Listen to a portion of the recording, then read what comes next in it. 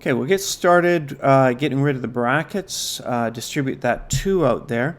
So we would have 2 and the cube root of 375q, get that out there, plus 2 cubed root of 3q minus cube root of 81q.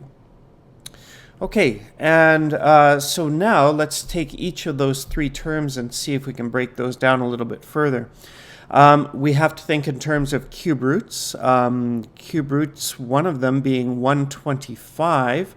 And so what we could do is we could say, let's do our perfect cubes there and our leftovers here.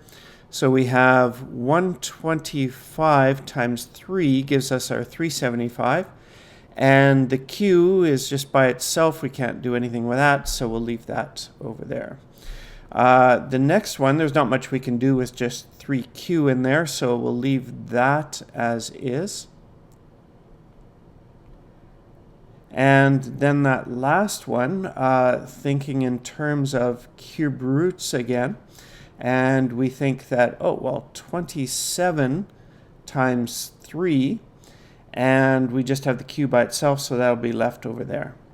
So let's go through. The cube root of 125 is 5. 5 times 2 is 10.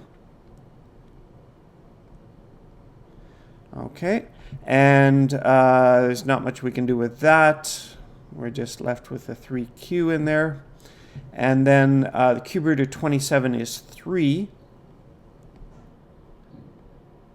And these are indeed all like terms.